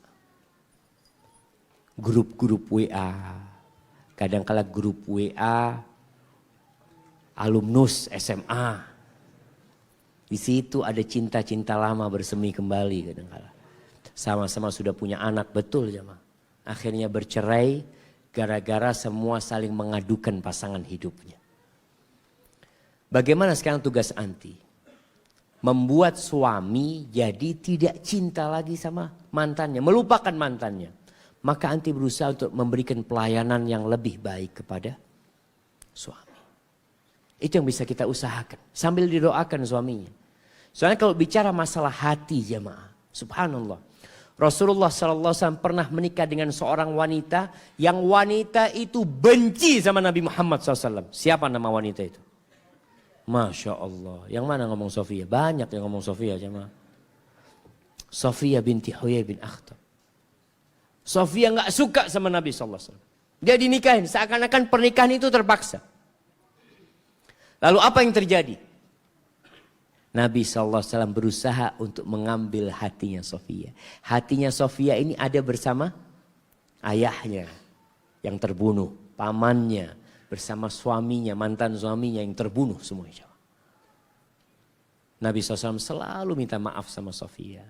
Fama zala ya'tadiru ilayya. Terus minta maaf, ya Sofia, itu kaummu yang berkhianat, itu bapakmu yang melakukan. Terus diingatkan bahwa yang salah itu keluargamu. Diingatkan Sofia. Hatta dhahabal ladzi kana indi. Kata saya sampai kebencian itu hilang dan berganti dengan cinta dan kasih sayang. Maka tadi anti bagaimana berusaha untuk merayu suaminya, selalu bersolek buat suaminya, dan tidak perlu berbicara tentang wanita itu. Anti nggak perlu ngomong tentang itu aja. Karena kalau anti membicarakan hal itu, yang ada keributan. Tapi anti berusaha untuk membuat suami itu lupa dengan pasangan dia itu. Hadza wallahu a'lam bissawab. Ustaz, misalnya kalau perempuan ditinggal suami meninggal dan memutuskan untuk tidak menikah karena takut tidak bertemu kembali dengan suami yang sudah meninggal, apa diperbolehkan? Jazakillah khairan. Boleh jemaah. Asalkan engkau bisa bersabar. Antum bisa bayangkan ujian buat istri-istri Nabi. Istri Nabi itu nggak boleh nikah. Padahal mereka ketika ditinggal mati itu Masya Allah. Sebagian umurnya 17 tahun, sebagian umurnya 25 tahun. Itu menunggu puluhan tahun bersabar. Tetap yang namanya wanita wajar dia ada syahwat. Namanya manusia. Tapi itu ujian buat mereka. Kalau anti siap menghadapi ujian itu. Dan ingin berjumpa dengan suami anti di surga, silahkan, tafadhol, nggak ada larangan untuk hal itu. Kalau itu keinginan anti. Memang ada dua pendapat para ulama. Ketika seorang wanita ditinggal mati sama suaminya lalu menikah lagi, dia itu bersama yang mana? Pendapat yang pertama mengatakan dia berhak memilih kalau dua-duanya masuk surga. Tapi pendapat yang lebih kuat adalah dia bersama suaminya yang terakhir. Oleh karena itu istri-istri Nabi itu nggak boleh menikah kembali. Karena mereka adalah istri Nabi di dunia dan istri Nabi di surga Allah subhanahu wa ta'ala. Barakallahu fikum. Ada seorang akhwat yang di masa lalunya berpacaran dan sudah melakukan zina. Na'udzubillah. Kemudian akhwat itu sudah bertaubat. Apakah akhwat itu berhak mendapatkan ikhwan yang baik yang sesuai dengan syariat agama Islam? Jamaah, man taba taballah alaih. Barang siapa yang bertobat, maka Allah akan menerima tobat dia insyaallah. Wat taubatu tajubbu ma qablah. Taubat itu akan menghapuskan masa lalu. Yang lalu. Bahkan orang yang tobat itu bukan dosanya 0. Bukan pahalanya 0. Masa lalu dia yang penuh dengan dosa. Apa kata Allah? Fa'ulaika yubaddilullahu sayyiatihim hasanat. Dosa-dosa mereka yang banyak itu dirubah jadi kebaikan. Jadi kalau perempuan ini benar-benar bertobat dengan taubatan nasuha, berhak dia mendapatkan wanita laki-laki yang baik. Insya Allah Allah berikan kepada dia. Kalau tobatnya diterima. Kalau dia benar-benar bertobat. Bisa jadi dia mendapatkan suami yang juga sama. Dulu pelaku dosa. Jadi kalau ada suami yang mungkin dulu melakukan dosa. Berzina na'udzubillah. Kemudian dia menikah dengan seorang wanita. Dan pada malam pertama diketahui wanita ini sudah tidak gadis, antum gak usah bicarakan. Antum pernah berbuat dosa dulu. Dan mungkin istrimu juga telah bertobat. Kalau memang sudah jadi orang baik dua-duanya. Artinya dia bukan wanita yang buruk. Antum tahu wanita itu sudah bertobat. Dan antum tahu dulu dia itu memang mungkin di masa lalunya tidak baik seperti itu. Hadza wallahu a'lam bissawab. Assalamualaikum Ustaz. Ana janda 4 anak. Sering ditanya kapan nikah lagi. Kata ana, lelaki zaman sekarang itu lebih sering ditanya kenapa tidak nikah lagi. Kata ana, lelaki zaman sekarang itu lebih takut dengan janda miskin, anak banyak. Ketimbang dikejar anjing galak. Pertanyaannya Ustaz, bagaimana ana harus bersikap? Karena ana harus mencari nafkah untuk anak-anak ana. Ana ngajar di SMK yang notabene banyak laki-laki dan terkadang banyak kegiatan bid'ah. Subhanallah jamaah. Memang sekarang ini ada tatanan di masyarakat yang berubah. Yang harapan ana kita bisa merubahnya menjadi lebih baik. Di masa Rasulullah SAW itu sahabat yang istrinya 1 bisa dihitung. Bisa dihitung. Istrinya 2, 3, 4. Antum kalau lihat, antum lihat aja 10 sahabat yang dijamin masuk surga. Untuk melihat 4 khulafaur rasyidin, gak ada yang istrinya 1. Makanya mereka ketika Abu Bakar meninggal dunia, istrinya Abu Bakar dinikahin oleh siapa? Oleh Ali bin Abi Thalib radhiyallahu taala anhu. Dinikahin gitu. Jadi janda itu punya anak langsung ada yang ngambil gitu. Sekarang kan kesian. Sebagian wanita berpikiran kalau suaminya mau kawin lagi, suaminya ini rakus. Karena mau nikah lagi, antum itu nafsunya terlalu macem-macem lah. Dituduh macem-macem. Padahal sebenarnya yang rakus itu perempuan apa laki? Perempuan 1 itu ngambil haknya 4 orang. Dia kuasain sendiri. Itu lakimu itu boleh buat 4 orang. Kau kuasai sendiri, yang nafsu siapa sebenarnya? Betul, jadi sebenarnya yang terjadi di masyarakat ini jamaah ya, harapan ana. Terus terang, ana kalau ngelihat janda-janda ya, kesian mereka jamaah. Apalagi janda anak 4. Sebenarnya ya bapak-bapak di sini sebenarnya mau ya. Kalau lihat wajahnya itu Masya Allah. Cuma memang takut. Takut tidak bisa berbuat adil maksudnya. Masya Allah jemaah. Bukan takut sama istri tua aja.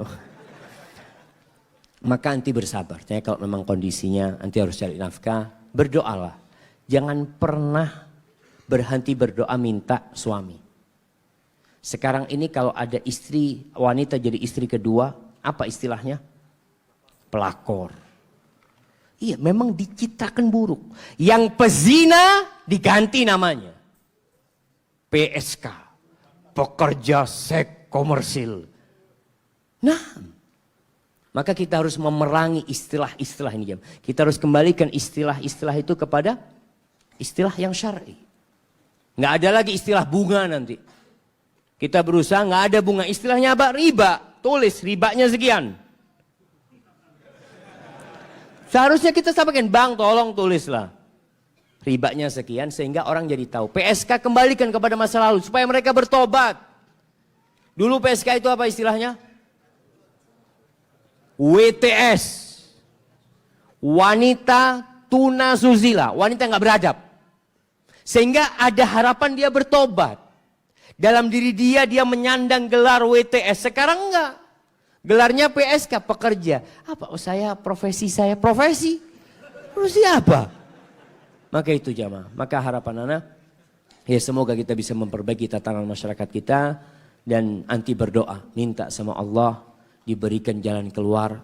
Allah berjanji. Wa man yattaqillah yaj'al lahu makhrajan wa yarzuqhu min haitsu la yahtasib.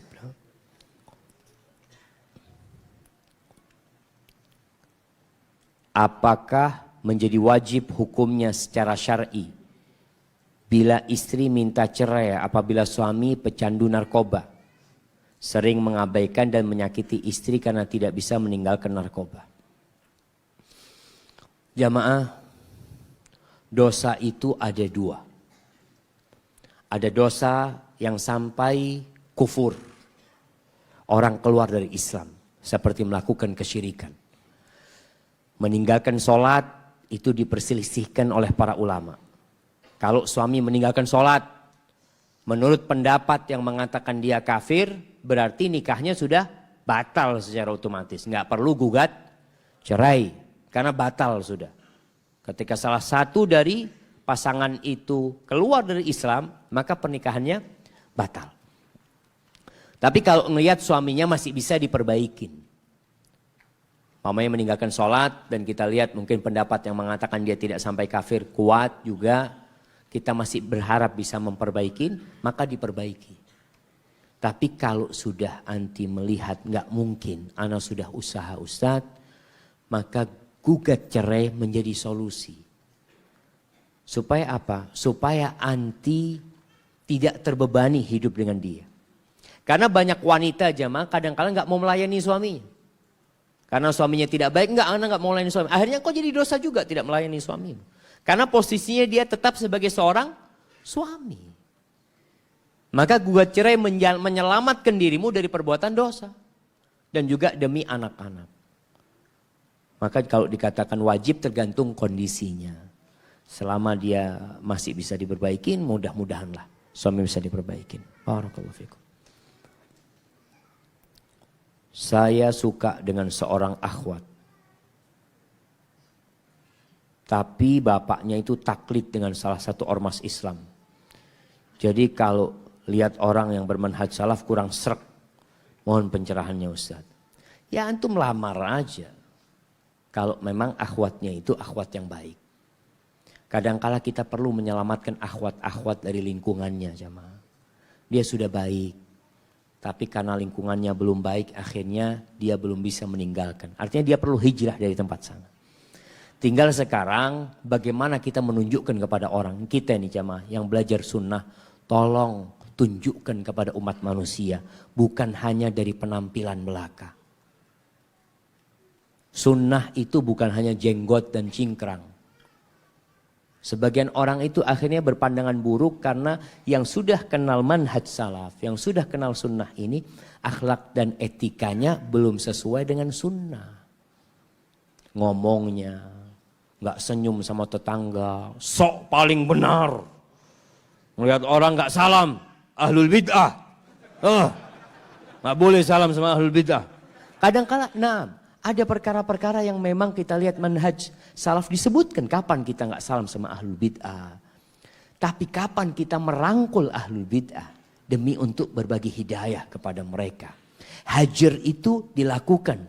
Tapi kadang-kala tidak ada hajar. Maka tunjukkan akhlak yang mulia kepada masyarakat. Kalau antum tidak ikut ritual-ritual mereka yang berbau bid'ah, umpamanya, paling tidak antum menjaga hubungan sosial dengan mereka. Sehingga orang-orang itu kalau melihat antum yang sudah kenal sunnah, mereka mengatakan subhanallah, itu orang-orang yang berakhlak mulia. Antum lihat tetangganya lagi betulin rumah, ya, antum bantu dia. Antum punya rizki, antum beli sesuatu bagi ke tetangga-tetangga. Akhirnya mereka pemikirannya Masya Allah. Ternyata orang kalau sudah belajar sunnah ini jadi baik akhlaknya. Harapannya orang-orang dapat hidayah lewat sikap antum. Sebagian ulama mengatakan, kunu du'atan wa antum saumitun. Mereka mengatakan, jadilah kalian pendakwah-pendakwah, penyeru-penyeru kepada kebenaran, tapi kalian diam. Gak berbicara. Karena dakwah itu identik dengan menyampaikan. Maka dikatakan kalian sampaikan tapi kalian diam. Gimana menyampaikan dengan diam? Bil akhlak. Dengan perilaku yang baik. Barakallahu fikum.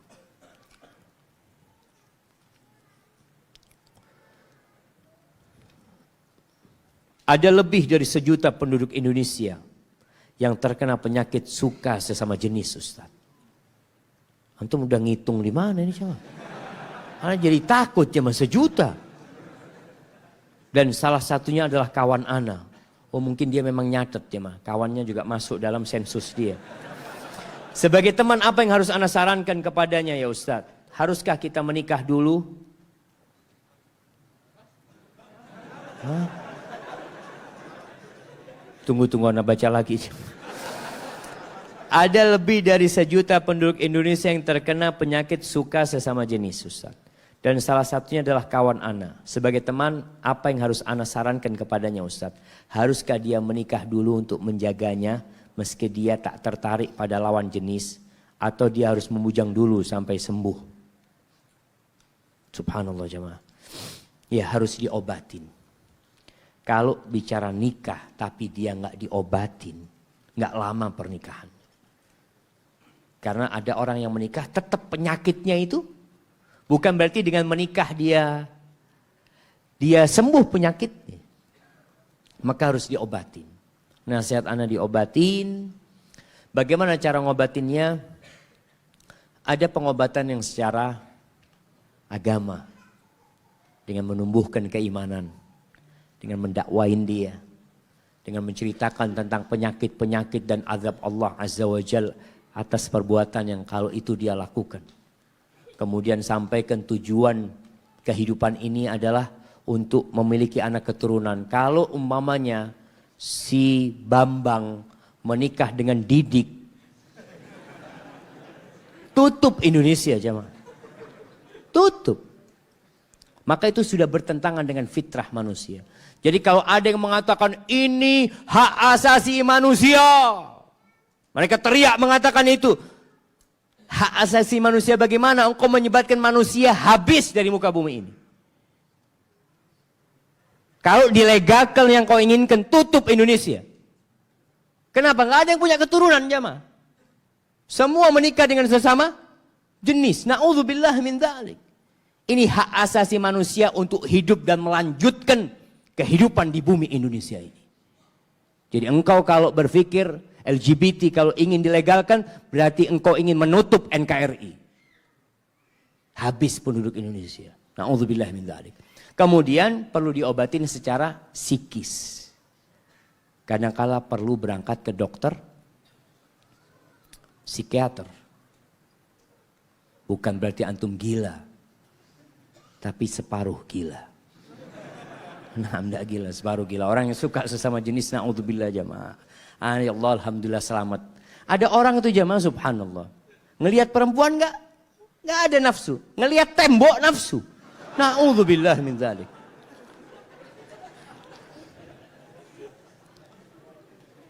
Saya baru putus dengan pacar saya. Dengarkan dulu jamaah. Karena niat saya ingin memperbaiki diri. Tetapi saya belum ikhlas melihat dia dengan yang lain. Bagaimana cara saya untuk mengikhlaskannya? Emangnya milik antum dia harus diikhlaskan. Jamaah. Cinta itu tidak harus memiliki. Nah. Ketika antum melihat orang yang antum cintai bersama orang lain. Tapi orang lain itu soleh dan baik. Maka antum akan bahagia. Ini bicara pernikahan. Kadang-kala antum cinta sama fulana, subhanallah. Ternyata fulana dilamar oleh laki-laki lain dan diterima laki-laki itu. Maka seharusnya antum berbahagia. Karena pasangan hidup antum mendapatkan suami yang lebih baik dari antum. Terus kalau pacaran ini nggak ada bicara ikhlas, bagaimana cara mengikhlaskannya jamaah? Karena memang yang pertama antum harus bersyukur kepada Allah telah selamat dari dia. Sekarang antum perlu memperbaiki diri antum. Memohon ampun atas dosa-dosa yang pernah antum lakukan mungkin bersama dia. Terus kalau antum memang masih sayang sama tuh perempuan, kasih nasihat itu perempuan. Kasih nasihat. Nasihatnya untuk menjadi wanita yang lebih baik. Bukan pacaran.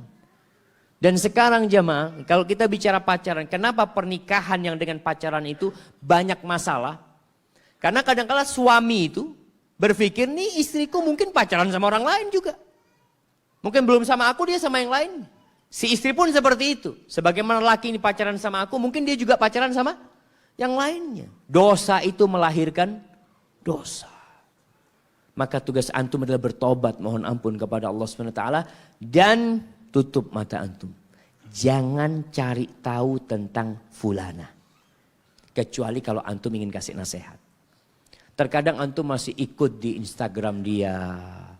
Terkadang jadi follower dia, ikut dia foto sama siapa ini itu. Akhirnya antum tetap melakukan dosa dengan perbuatan itu.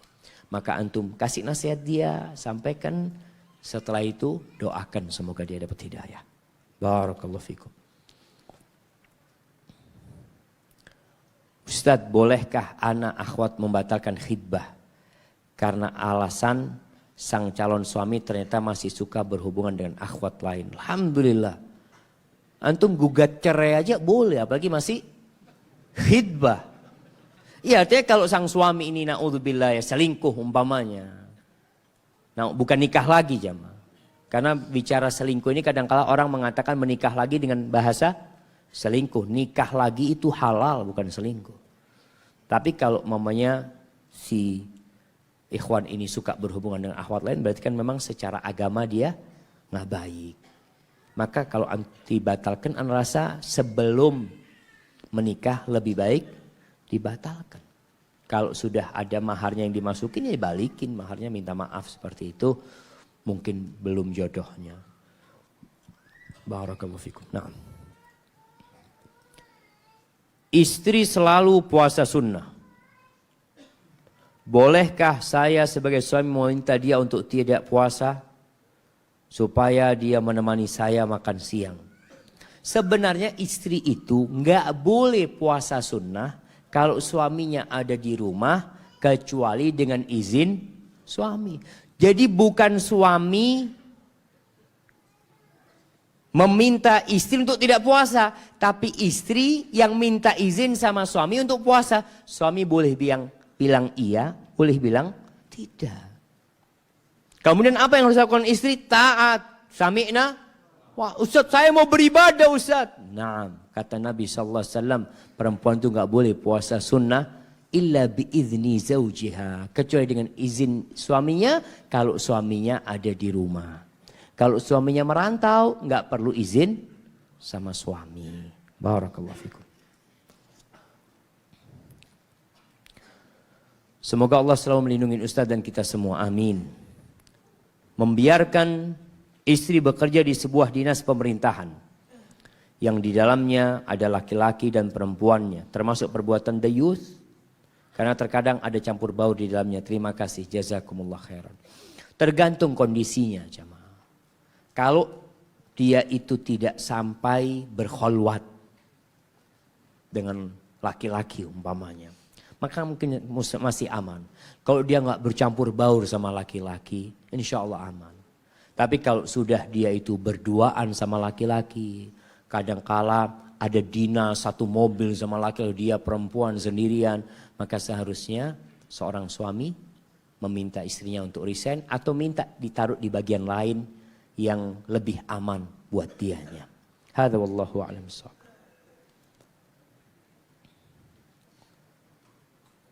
Nabi Nuh dan Lut alaihi wassalam tetap bersama istri mereka yang kufur sampai kematian.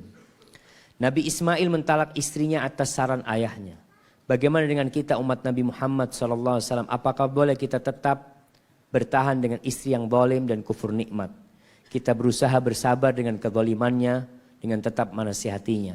Karena hidup hanya sebentar dan mengharapkan kebahagiaan yang kekal di surga Allah. Amin. Masya Allah. Iya. Pernah seorang alim ulama, Masya Allah, ulama terkenal ini, didatengin sama sohibnya ke rumahnya. Waktu temennya, alim ulama juga ini, sampai rumahnya, dia lihat istri tuan rumah ini kurang ajar. Ngomongnya kasar ini itu. Ditanya sama tamunya ini, kenapa engkau gak ceraikan dia? Kata dia.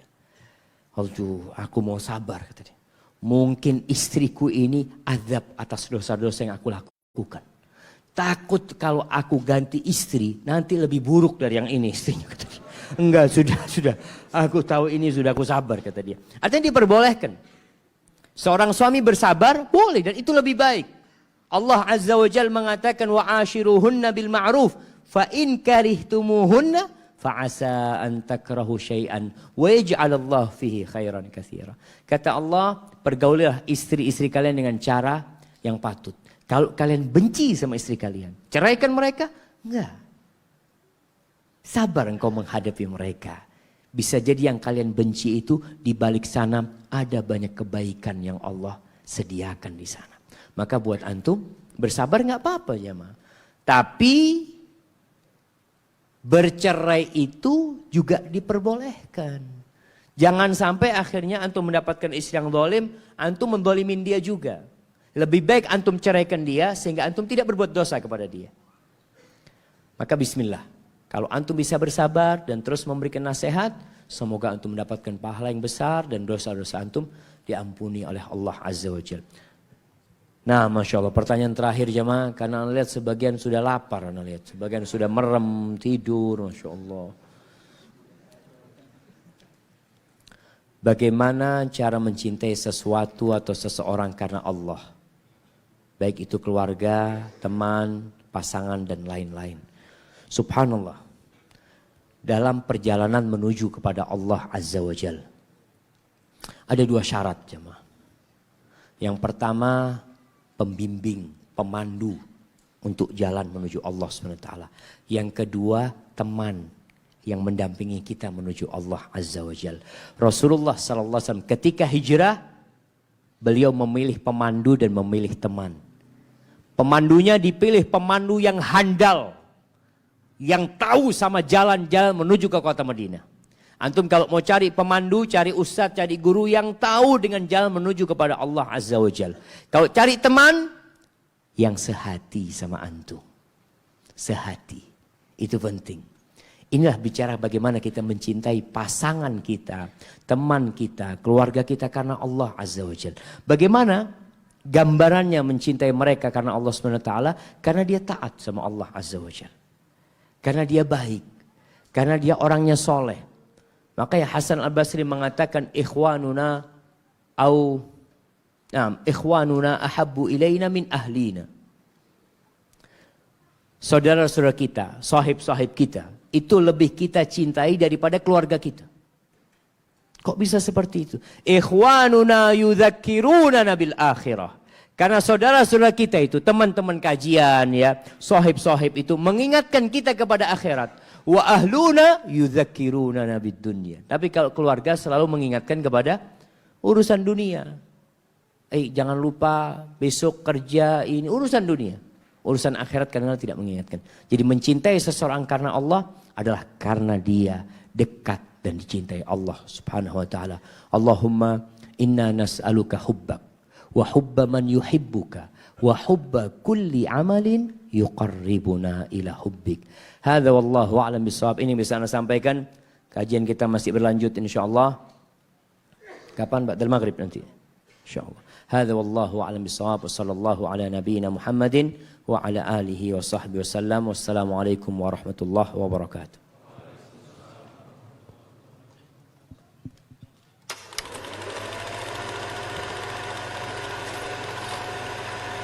Barakallahu fikum, jazakumullah khair. Kami sampaikan kepada Ustazuna Dr. Syafiq Riza Basalama MA yang telah